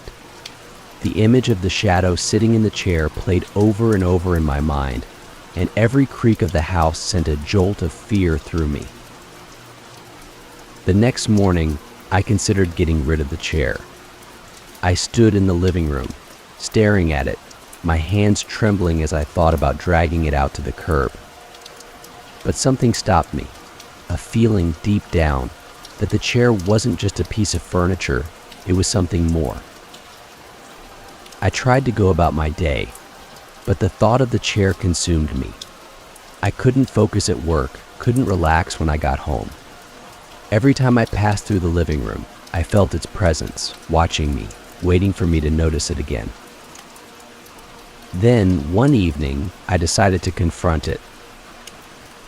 I sat on the couch, facing the chair, my heart pounding in my chest. I waited, my eyes fixed on the old rocking chair, daring it to move. For a long time, nothing happened. The house was silent, and the chair remained still. But then, slowly, it began to rock. My breath caught in my throat as I watched it, my pulse racing. The chair rocked back and forth, slow and deliberate, as if someone were sitting in it. And then, I saw it, the shadow. It was there again, faint but visible, sitting in the chair, rocking. I felt a chill crawl up my spine as I stared at it, unable to move. "Who are you?" I whispered, my voice barely audible. The chair stopped. The shadow didn't move, didn't respond, but I could feel its eyes on me, cold, unblinking. The air in the room grew thick, heavy, and I felt a pressure in my chest, like I couldn't breathe. I stood up, my legs shaking as I backed away from the chair. The shadow remained in place, silent and still, but I knew it was watching me. I turned and left the room, my heart pounding in my ears. That night, I made the decision to get rid of the chair. I couldn't live like this anymore, couldn't bear the thought of that shadow sitting in my home, watching me. The next morning, I dragged the chair out to the curb, my hands trembling as I left it there. But even after the chair was gone, I couldn't shake the feeling that it hadn't really left. The house felt different now, quieter, but not in a comforting way. It was as if the air itself was holding its breath, waiting. I couldn't relax, couldn't sleep. Every time I closed my eyes, I saw the shadow, sitting in the chair, rocking back and forth. And then, one night, I heard it again. The sound of wood scraping against wood. I shot out of bed, my heart racing as I listened. The chair was gone. I had gotten rid of it. But the sound was unmistakable. The chair was rocking again. Story 12. The music box had been a gift, though I couldn't remember who had given it to me. It had been sitting on my bookshelf for as long as I could remember, gathering dust among the trinkets and old books that I rarely touched. It was a small, delicate thing, wooden, with intricate carvings along the edges and a tiny brass handle on the side. The kind of item you'd expect to find in an antique shop, forgotten by time. I had never paid much attention to it. In fact, I wasn't even sure if it still worked. But one night, as I sat alone in my apartment, something drew me to it. It was late, well past midnight, and the apartment was silent, save for the occasional creak of the floorboards. I was sitting on the couch, trying to unwind after a long day at work, when I noticed the music box. It caught my eye for the first time in what felt like years, and before I knew it, I was standing in front of the bookshelf, reaching for it. The wood felt cool and smooth under my fingers as I lifted the box from its place. I turned it over in my hands, studying the intricate carvings that adorned its surface. There was something almost hypnotic about the patterns, the way they swirled and twisted across the wood, as though they were moving. Without thinking, I wound the brass handle on the side. At first, nothing happened. The box remained silent, the mechanism inside too old or too rusted to work properly. I sighed, setting it down on the coffee table, thinking that was the end of it. But just as I turned to walk away, the music started. It was soft at first, barely audible, but as the notes drifted through the room, they grew louder, clearer. It was an old melody, one I couldn't quite place, but familiar in a way that sent a chill down my spine. The tune was haunting, slow and deliberate, each note hanging in the air like a whisper. I stared at the music box, my heart pounding. I had wound the handle just a few times, but the music kept playing, the notes echoing through the room with an eerie persistence. Something about the melody felt wrong. I moved closer to the box, watching as the tiny mechanism inside turned, the gears clicking softly with each revolution. The music continued, unbroken, as though it would never stop. And then I saw it. The lid of the box was moving. It was subtle at first, a barely noticeable shift in the wood, but as I watched, the lid began to lift. My breath caught in my throat as I took a step back, my eyes locked on the box. The music grew louder, more intense, as the lid slowly creaked open, revealing the inside of the box. There was nothing inside, just darkness. The music box continued to play, the notes growing more dissonant, more distorted, as the lid opened wider. The melody that had once seemed familiar now felt wrong, twisted, like a song played backward. I wanted to close the lid, to stop the music, but I couldn't move. My feet felt rooted to the floor, and my hands refused to obey me. As the lid opened fully, the music stopped. Silence filled the room, thick and oppressive. My heart pounded in my chest as I stared at the open box, waiting for anything to happen. Then, slowly I heard it. A whisper. It was faint, barely audible, but it sent a chill down my spine. The whisper wasn't coming from the box, it was coming from the room. I turned, scanning the apartment for the source of the sound, but there was no one there.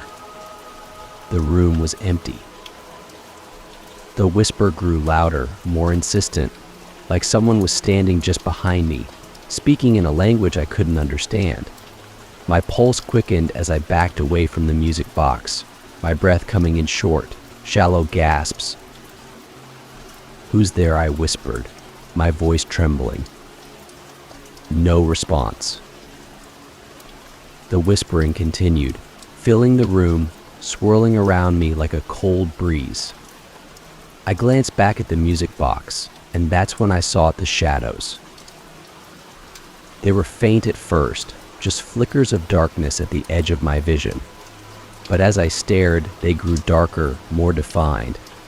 They moved along the walls, creeping across the floor, stretching toward me like fingers reaching out from the darkness. I stumbled backward, my heart racing as the shadows closed in around me. The whispering grew louder, more frantic, and I could feel the air grow cold, colder than it should have been. My hands shook as I tried to turn on a light to break the darkness, but the switch wouldn't budge. The lights remained off, leaving me alone in the dim glow of the moonlight filtering through the window. The shadows were everywhere now, crawling across the walls, slithering along the floor, growing closer with every passing second. The whispering had become a chorus, voices overlapping and intertwining, speaking words I couldn't understand. My eyes darted back to the music box, and I saw something I hadn't noticed before. Inside the box, where there had once been only darkness, there was now a figure. It was small, almost like a doll, but its features were twisted, grotesque. Its eyes were hollow, and its mouth was twisted into a cruel grin. The figure was staring at me, its tiny hands reaching out from the box, as though it wanted to pull me inside. I froze, my breath catching in my throat as the figure began to move. It climbed out of the box, slowly, deliberately, its limbs moving with a sickening fluidity. I stumbled backward, my pulse pounding in my ears, as I watched it crawl onto the coffee table. It stood there for a moment, its hollow eyes fixed on mine, before it took a step forward. I turned and ran. I bolted out of the apartment, my heart racing as I fled down the hallway, the whispering still echoing in my ears. I didn't stop until I was outside, standing in the cold night air, gasping for breath. I didn't sleep that night. I couldn't. Every time I closed my eyes, I saw the figure from the music box, its hollow eyes staring at me, its twisted grin frozen in place. The next day, I decided to get rid of the music box. I couldn't have it in my apartment anymore. I took it to the nearest pawn shop, practically throwing it at the clerk as I handed it over. I didn't care about the money, I just wanted it gone. For a while, things went back to normal. The apartment felt lighter, less oppressive, and the whispering stopped. But the memory of that night never left me. The image of the figure crawling out of the box, the sound of the distorted melody, it haunted me. Then, one evening, as I sat on the couch, trying to relax, I heard it. The music. It was faint, distant, but unmistakable. The same haunting melody that had played from the music box, drifting through the apartment like a ghostly echo. I stood up, my heart pounding as I listened. The music was coming from the bookshelf, the same spot where the music box had once sat. But the music box was gone. Story 13. It was tucked away in the attic, buried under a pile of old books and yellowed newspapers, an old leather-bound diary that looked as though it hadn't been touched in years. I had been cleaning out my grandmother's house after she passed, going through the belongings she had accumulated over her long life. Most of it was the usual old furniture, clothes, boxes of trinkets that no one would ever miss. But the diary caught my eye the moment I uncovered it. The leather was cracked and worn, the pages brittle with age. The initials AH were embossed on the front, but I had no idea who they belonged to. My grandmother's name was Margaret, and as far as I knew, there had never been anyone in our family with those initials. Curiosity got the better of me. I took the diary downstairs and sat at the kitchen table, brushing the dust from the cover. As I opened it, the faint smell of must and old paper filled the air. The handwriting on the first page was delicate, neat, and unmistakably feminine. The date at the top read October 12th, 1927. I had no idea who had written it, but as I began to read, I quickly became engrossed in the words. The diary belonged to a woman named Alice Harper, who had apparently lived in this very house nearly a century ago. She wrote about her daily life, the mundane details of running a household, her friendships, her thoughts. At first, the entries were normal quiet, almost dull, but as I read further, something changed. The tone of the entries grew darker, more frantic. Alice began writing about strange occurrences in the house. At first, it was small things, doors opening and closing on their own, footsteps in the hallway at night. She dismissed them, blaming her imagination or the wind. But soon, the occurrences became more frequent, more unsettling. One entry, dated November 3rd, 1927, stood out. I heard it again last night, the sound of someone walking up the stairs. I went to check, but there was no one there. The air felt heavy, thick, as if something was watching me. I told myself it was just the wind, but I know it wasn't. I'm beginning to feel like I'm not alone in this house. I felt a chill run down my spine as I read those words. The more I read, the more Alice's fear seemed to grow. Her entries became shorter, more fragmented, filled with descriptions of strange noises, cold spots, and shadows moving in the corners of her vision. But it was the final entry that left me frozen in place. December 15th, 1927, it's here. I can feel it watching me. It's always watching. I don't know how much longer I can stand it. I tried to leave the house today, but the door wouldn't open. The windows won't break. I am trapped. It won't let me leave. I think it's coming for me tonight. I can hear it in the walls. If someone finds this diary, please don't stay in this house. My heart pounded in my chest as I stared at the words. I flipped the page, but there was nothing else. The diary ended abruptly, leaving Alice's fate a mystery. I sat there for a long time, the silence of the house pressing in on me. I had never heard of Alice Harper, never knew that someone else had lived in this house before my grandmother. Why had she never mentioned this? What had happened to Alice? I stood up, pacing the kitchen as I tried to make sense of what I had just read. The air in the house felt different now, heavier, colder. I glanced at the clock. It was just after midnight. The house was silent, but I couldn't shake the feeling that I was being watched. I told myself it was just the diary, that reading about Alice's fear had put strange ideas in my head.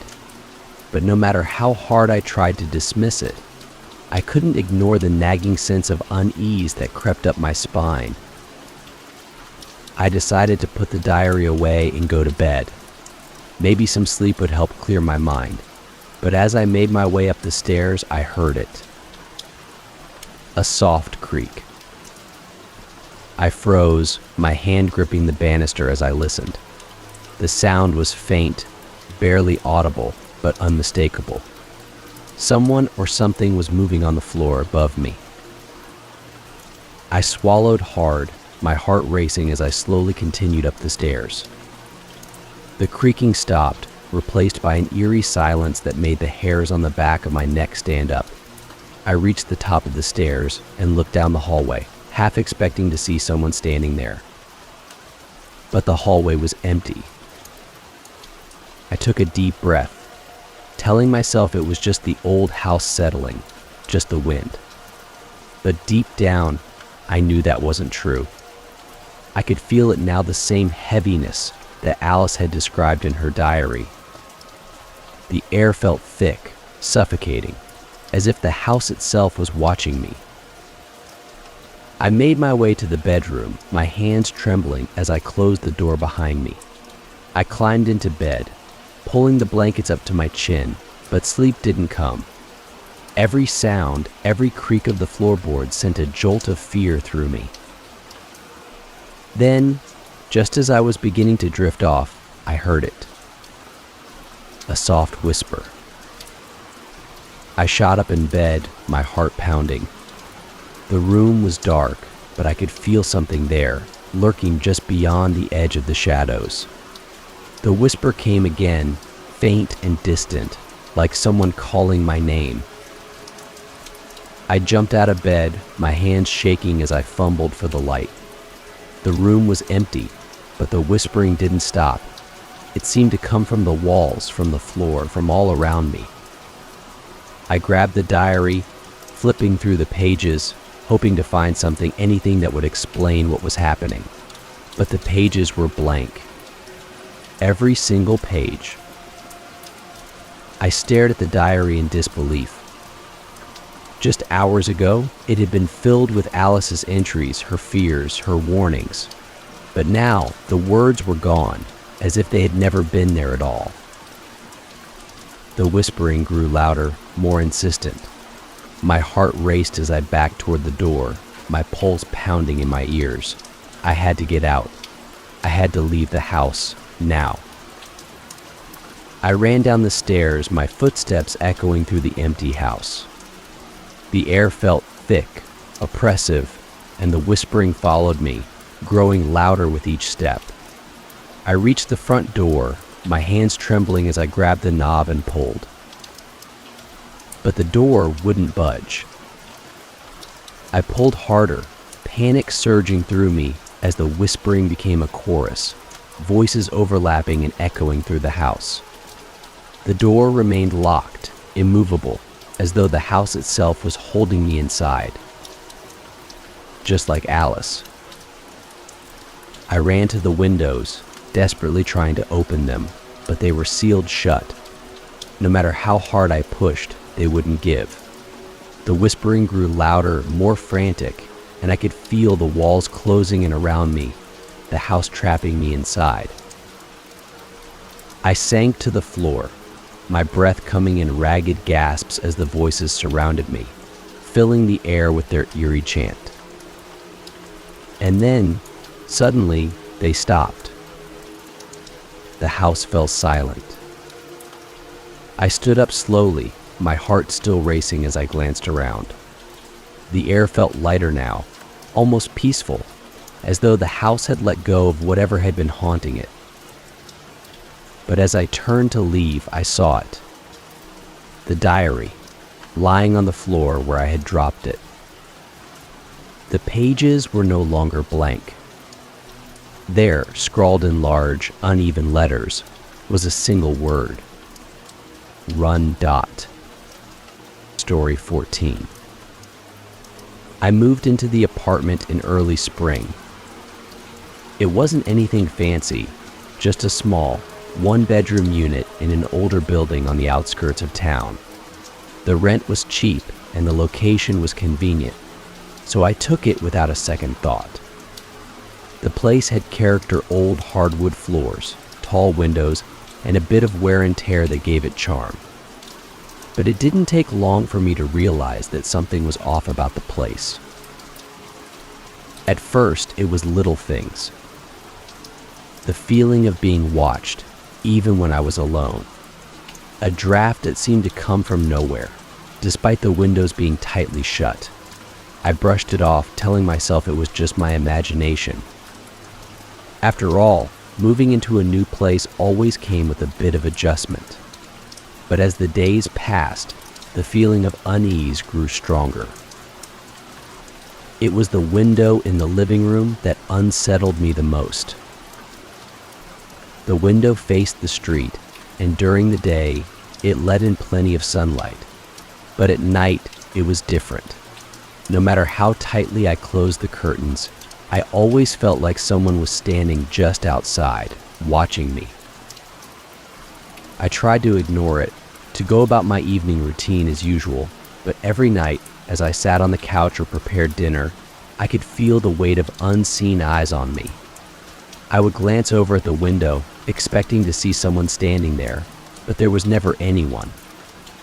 Just the dark outline of the street beyond the glass. One night, I decided to confront my irrational fear. I sat on the couch, staring at the window, daring whatever it was to reveal itself. I told myself there was nothing there, that I was just being paranoid. The apartment was silent, save for the faint hum of the refrigerator, and the curtains were drawn, blocking out the streetlights outside.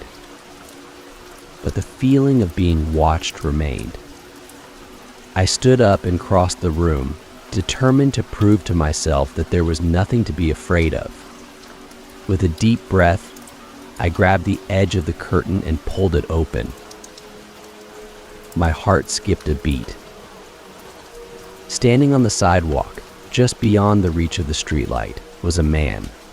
He was tall, his face hidden in shadow, but I could see his outline clearly, his broad shoulders, the way he stood perfectly still, facing my window. I froze, my hand still gripping the curtain as I stared at him. He didn't move. He didn't speak. He just stood there, watching me. A chill ran down my spine. I closed the curtain quickly, my heart racing. I backed away from the window, trying to calm the rising panic in my chest. It was just a coincidence, I told myself. The man had probably been passing by, and I had startled him when I opened the curtain. But deep down, I knew that wasn't true. For the rest of the night, I couldn't shake the image of the man standing outside my window. I checked the locks on the doors and windows twice before going to bed, but even then, sleep didn't come easily. Every creak of the floorboards, every gust of wind outside made me jump. The next day I tried to forget about it. Maybe the man was just a passerby, a coincidence. But as night fell again, the unease returned. I sat on the couch, my eyes constantly drifting toward the window, half expecting to see him there again. And then, just like before, I felt it. The sensation of being watched. My heart raced as I stood up and approached the window, my hands trembling. I hesitated for a moment, then pulled the curtain back. He was there again, standing in the exact same spot, just beyond the reach of the streetlight, his face still hidden in shadow. He didn't move, didn't react. He just stood there, watching me. I let the curtain fall back into place, my pulse pounding in my ears. This wasn't a coincidence. This man, whoever he was, had come back, and he was watching me. I spent the next hour pacing the apartment, my mind racing with possibilities. Who was he? Why was he standing outside my window?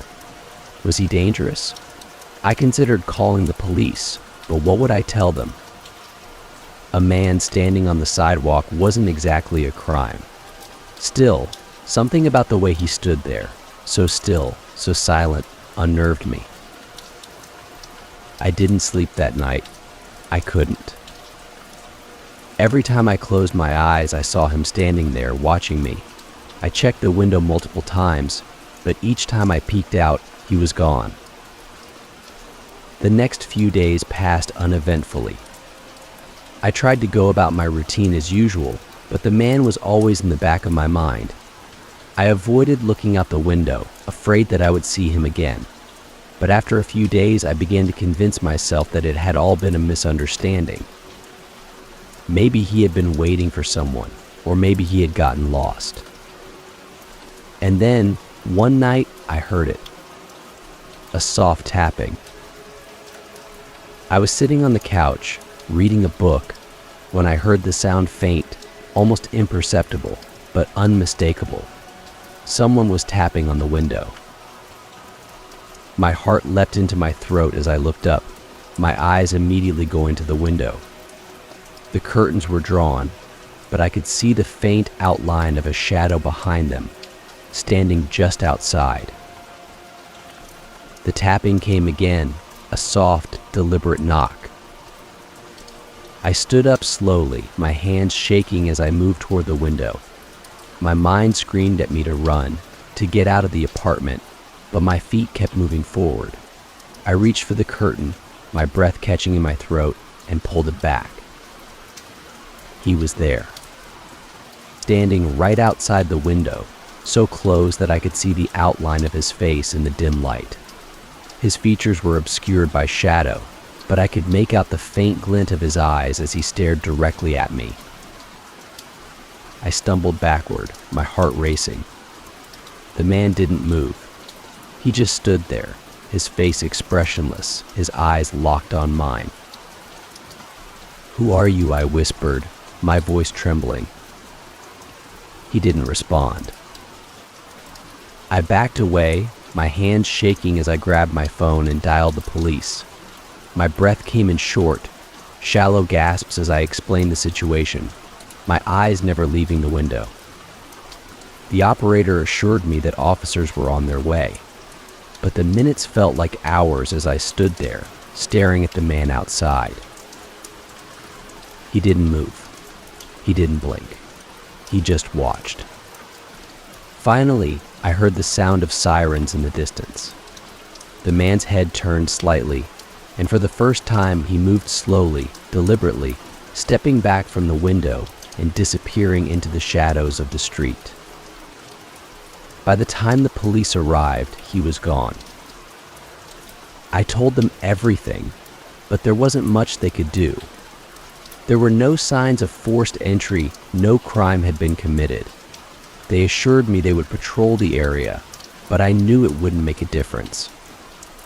The man had come back before, and he would come back again.